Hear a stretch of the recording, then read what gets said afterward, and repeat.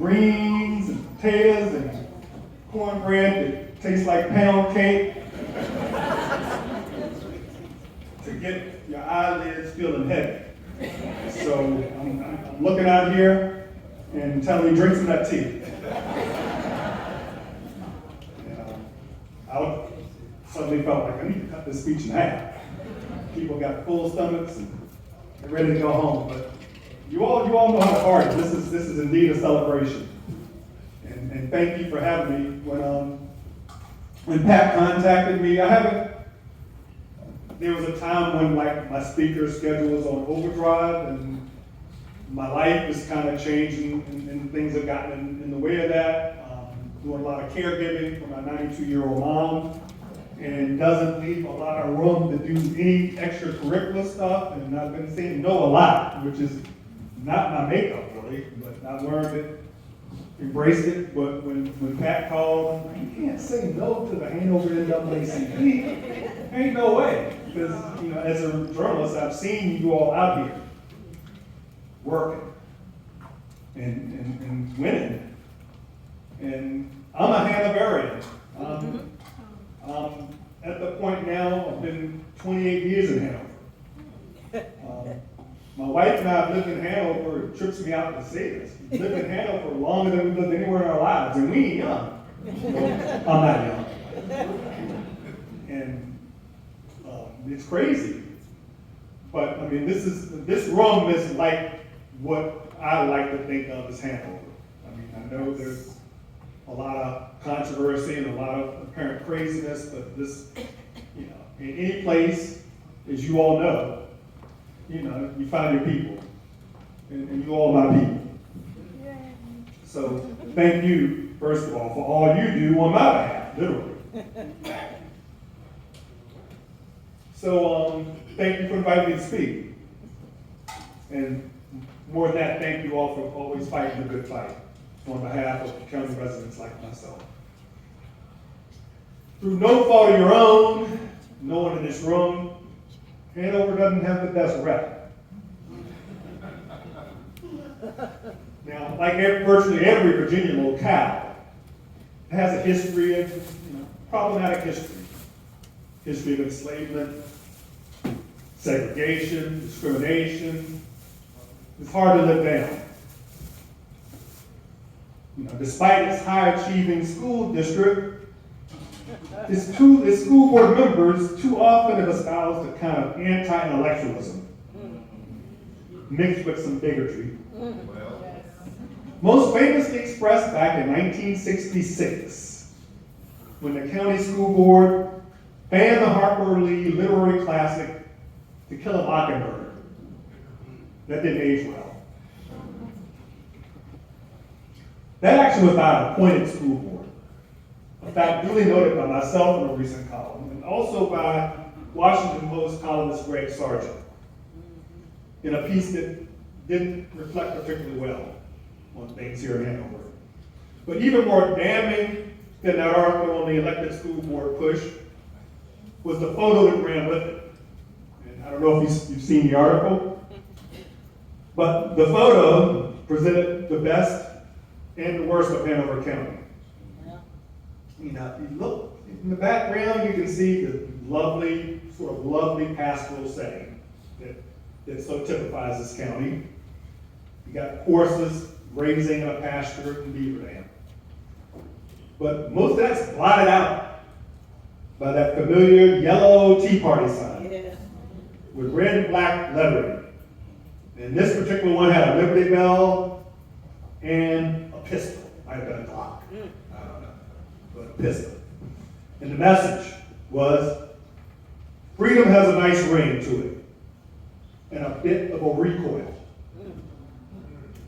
Now, it's like, I'm trying to figure that one out. I work in words and I'm trying to figure, what are you trying to say here exactly? I don't know.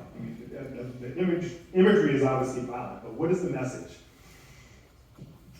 And I looked up, recoil, and one of the definitions in Oxford is to feel fear, horror, or disgust at the thought or prospect of something. To shrink mentally. in the scheme of things, given that photo, sounds about right. To the uninitiated driver, someone who's not from around these parts driving through Hanover and seeing that sign, they might flinch and feel horror or disgust at such a sign, or view it as evidence of a shrunken mentality. Sadly, signs like this dot our landscape in Hanover, but the issue goes way beyond, or the problem goes way beyond road signs, and frankly, well beyond Hanover itself. In July 2020, I wrote a column that Mr. Powell mentioned with the headline, "Ignorance is no longer in season." It's time for Hanover to reject its Confederate school names. The names of those Confederates will soon be removed from what is now Mechanicsville High School and Bell Creek Middle School, thanks to a slender but courageous majority on the Hanover School Board. That change would not have happened without the litigation of the NAACP, which weathered resistance to ultimately effect positive change. History will show that that change was best for all Hanover residents, regardless of color.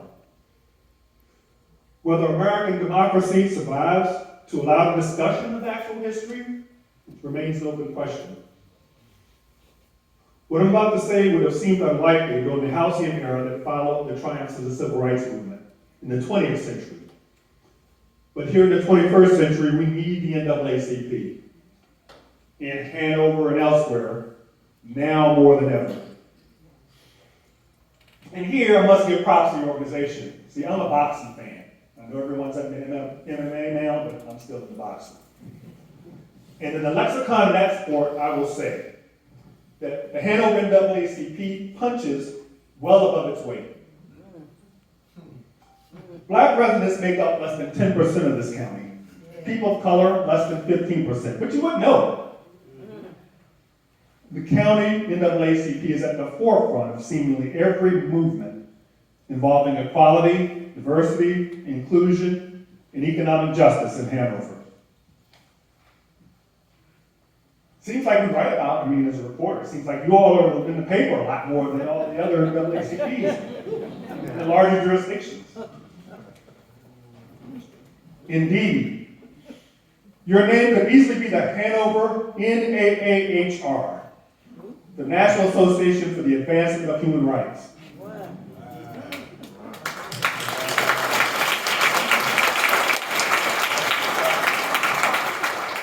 Or the NAAPD, the National Association for the Advancement and Preservation of Democracy.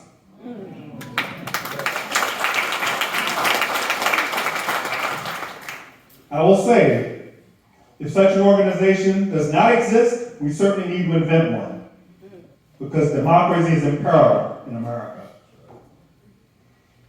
And Hanover, like so many locales, appears to be a laboratory in these anti-democratic experiments that come so naturally in a region, in a state, and a nation that's always been ambivalent about democracy. Your fight, our fight, is a Virginia story about history, memory, historical whitewashing, and the impulse to elevate a cause anathema to many of us, and to protect the symbols and the spirit of the lost cause forevermore.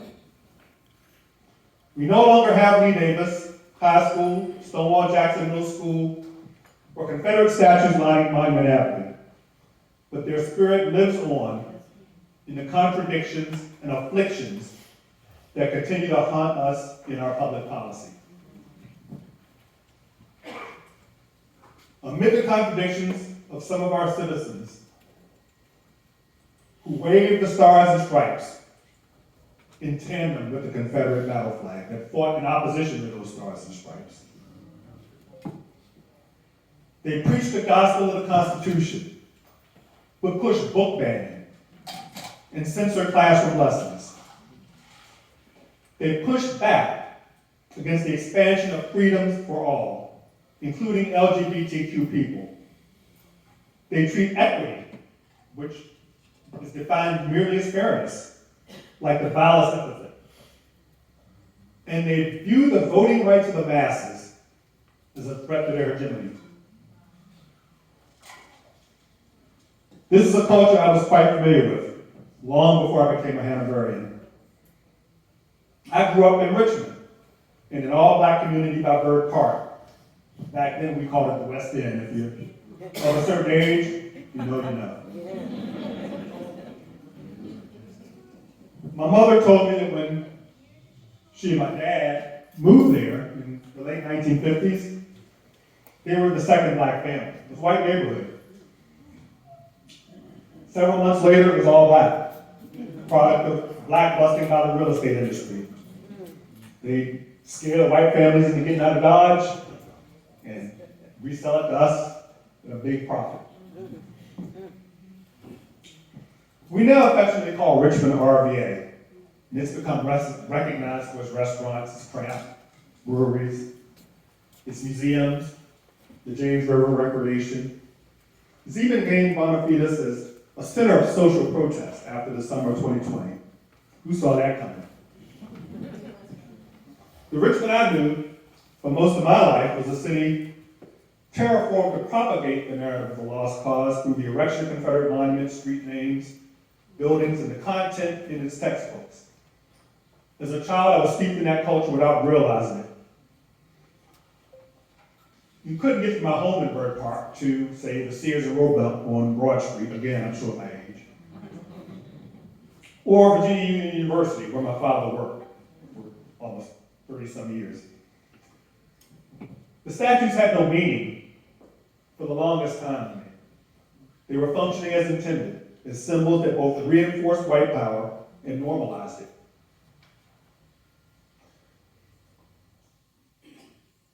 You might consider the normalization of white power and our indoctrination in lost cause messaging was part of my K-12 education. Always loved history, but remember learning little or nothing about slavery. My most vivid memory was like a scene depicting the surrender of Robert E. Lee Maddox and how the textbook just fawned over the appearance of General Lee at that surrender and his sparkling uniform and his shiny boots and made Ulysses Grant look like a slob by comparison.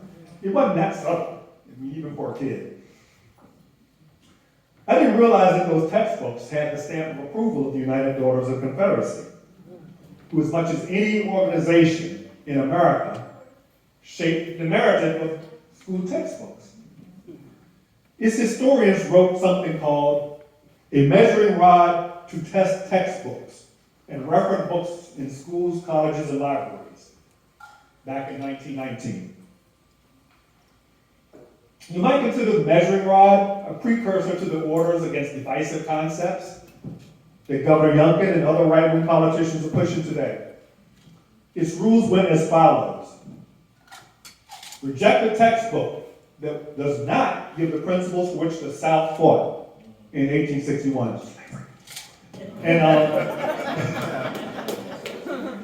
And listen, sorry, off script. And does not clearly outline the interferences with the rights guaranteed to the South by the Constitution, and which caused secession. Reject a textbook that calls a Confederate soldier a traitor or rebel in the War Rebellion. Reject a book that speaks of the slaveholder of the South as cruel and unjust to his slaves. Like, let that marinate. As if an enslaver can be anything but cruel and unjust. You're like literally taking someone's freedom away. Reject a textbook that glorifies Abraham Lincoln and vilifies Jefferson Davis, unless a truthful cause can be found for such glorification and vilification before 1865.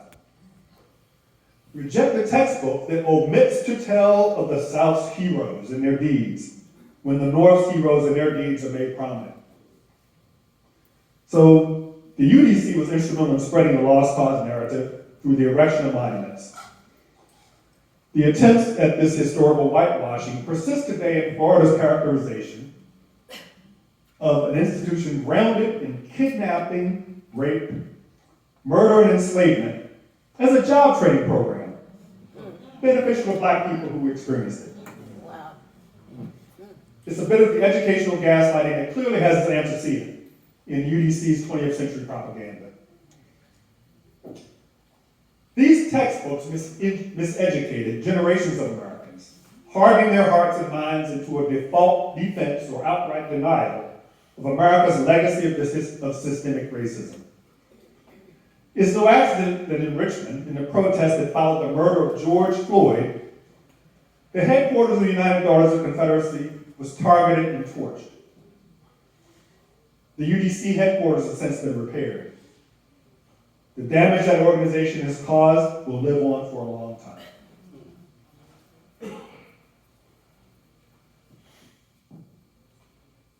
Those textbooks and my surroundings in Richmond effectively normalized white supremacy. I did not question the presence of the monuments in my midst, even as my burgeoning consciousness, on a certain level, realized that they were racist. They were too in your face to ignore forever. So were the people emboldened by them.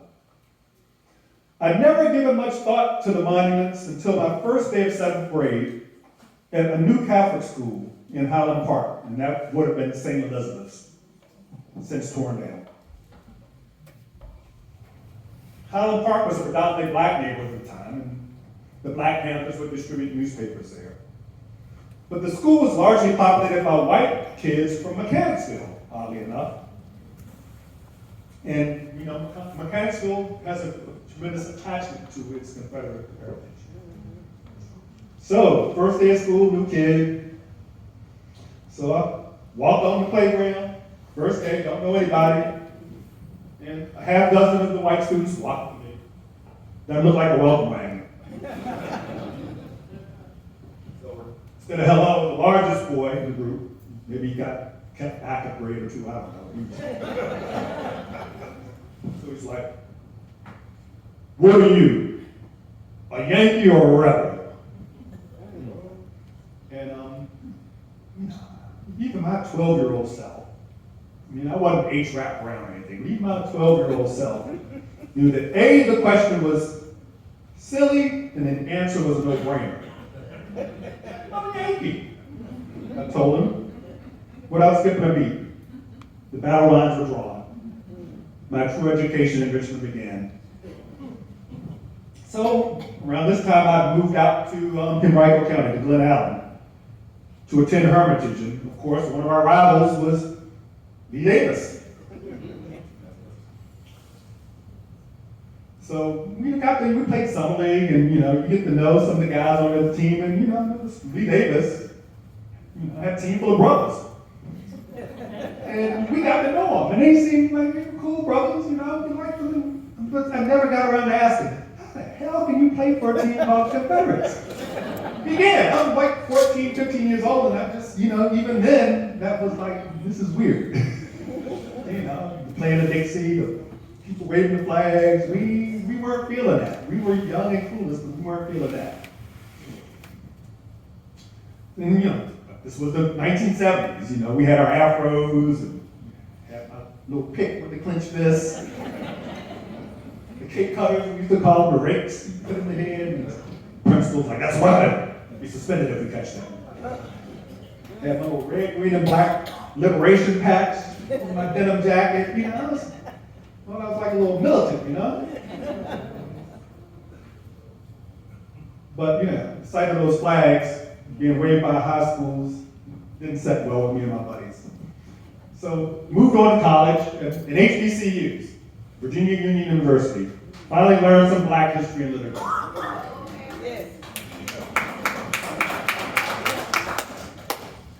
Seemingly put the Confederacy out of my mind, the Confederate trappings, Monument Avenue, that's what happens. White supremacy lulls you into like that normalized sleep. Absent a clear and present threat, you don't question its more mundane aspects because you don't think you can change them. So why go through the trouble, right? Or the risk. So I get a job at Times Dispatch, and I get me a little townhouse, like about half a block from Monument Avenue. So every day I'm driving to work downtown, right by those monuments, not giving them a second thought. But sometimes reality gets too real to ignore. During the late 1990s, a black man named Philip E. Brown was arrested on Monument Avenue on charges of illegal use of a highway by a pedestrian and obstructing a police officer performing his duty. Brown insisted in his defense that he was guilty of little more than walking while black through a white neighborhood as he journeyed home from his night shift at St. Mary's Hospital, which is on Monument Avenue. But a Richmond judge, before finding him guilty, asked him why he didn't walk on Broad Street. He said, better lit. You know, the law, of course, does not require us to walk on the better lit street. The charge was eventually withdrawn after an appeal. But in my mind, the episode made it clear. The street with the Robert E. Lee Monument as a centerpiece was hostile to our presence. None of this added up to a whole until 2015, when white supremacist Dylan Roof murdered 9 people during that Bible study in South Carolina, in Charleston, at Mother Emanuel AME Church. When photos of him later turned up, holding a Confederate flag, I connected the insidious dots between those Confederate monuments and not just those statues, but between them and centuries of unapologetic subjugation and oppression. I wrote 2 columns demanding that they come down, outraged that then Governor Terry McAuliffe and then Senator Jim Webb had rallied to defend them. I wrote, the perpetuation of slavery as an institution was a central tenet of the Confederate Constitution, which stipulated that no law, quote, denying or impairing the right of property in Negro slaves shall be passed. Negroes lowercase, by the way. Alexander H. Stevens, who served as Vice President of the Confederate States during the Civil War, said of the newly established Confederate government, quote, its foundations are laid, its cornerstone rests upon the great truth that the Negro is not equal to the white man, that slavery, subordination to the superior race, is his normal condition. Next time someone gives you their heritage, not hate, it wasn't about slavery thing, just give them the cornerstone speech. Every day in Richmond, I wrote, these monuments demand that we turn the other cheek, or even confer tribute to the men on those pedestals through tax dollars. Would Richmond tolerate taxpayer-supported monuments to black supremacy? It asked a lot of our African-American citizenry to accept those statues as immutable. If we allow ourselves to honestly contemplate the meaning of Monument Avenue, we must acknowledge that it sends a message incompatible with 21st century values. The rewrite of history embodied by these statues cannot change this, and I can no longer reconcile their outsized presence in the city of my birth. The message didn't take in 2015. Sometimes you shoot that 3-pointer and it just bounces off the rim. But 2 years later, we had the white supremacist rally in Charlottesville.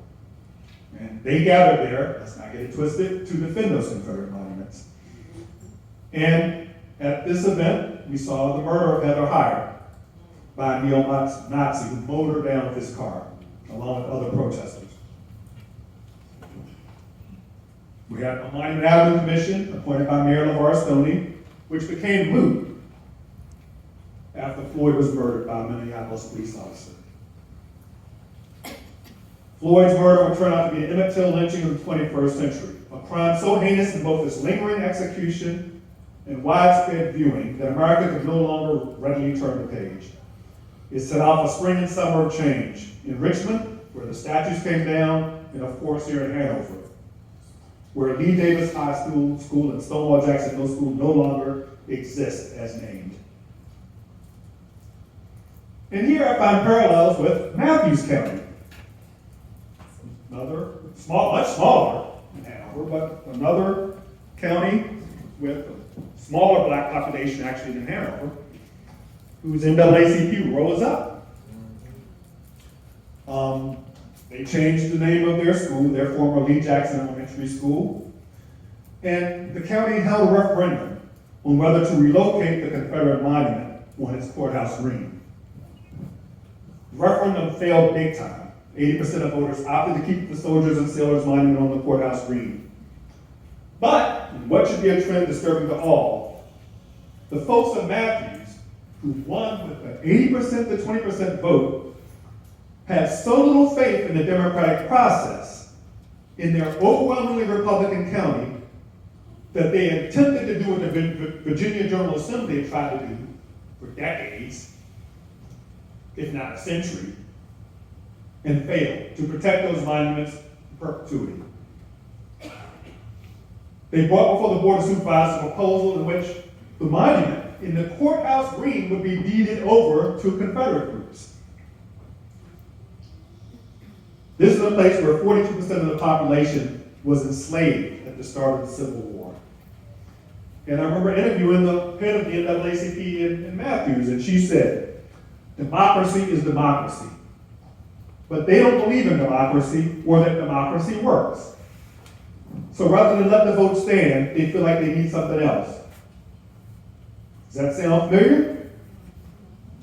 The massive resistance to desegregation in education has morphed into a resistance to the democratic process in places like Hanover. What used to be a treasured American right, access to the ballot and the choice it enables, is being vilified by opponents of you having an elected school board. There's a lot of that going around in America these days. Political radicals, disguised as so-called conservatives, don't believe in democracy anymore, if they ever did. Some of them violently tried to overturn the results of a free and fair presidential election to make Donald Trump a dictator. Right-wing autocracy is in season. And disturbingly, if you believe the polls, America's going to give Trump another crack at destroying democracy. But a funny thing happened in Matthews. Led by its NAACP, opponents agitated enough to paralyze the Board of Supervisors there into inaction. The Confederate memorial still stands in the courthouse green, but its ultimate fate remains in the hands of the county and its people, not neo-Confederates. Organizations like yours and the Matthews NAACP are the lifeblood of the NAACP. And like you, the Matthews organization punches above its weight.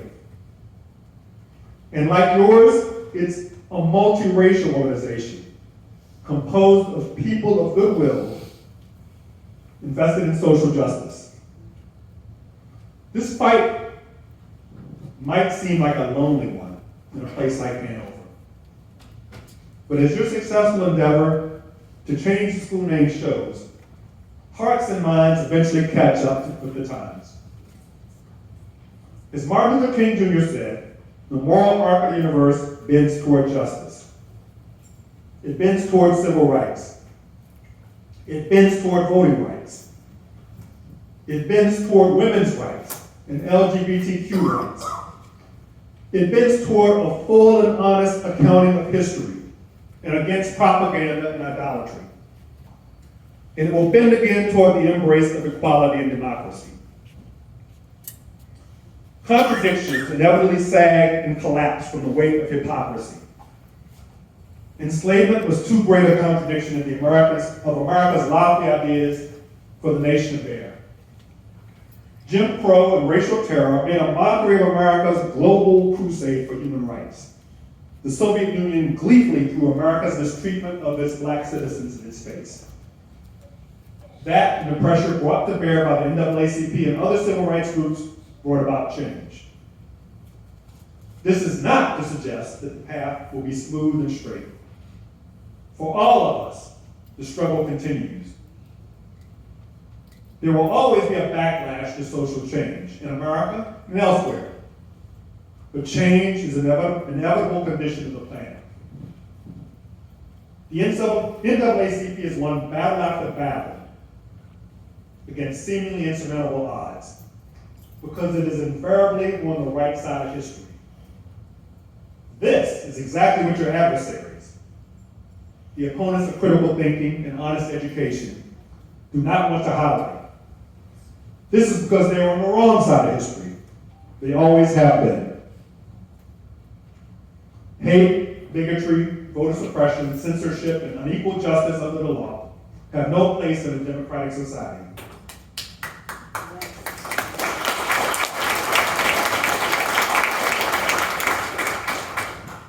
They should have no place in the more perfect union we are striving to create. And so tonight, we celebrate you for being true believers in that American ideal and sustaining it in your willingness to fight for it on behalf of all people and future generations. So I thank you.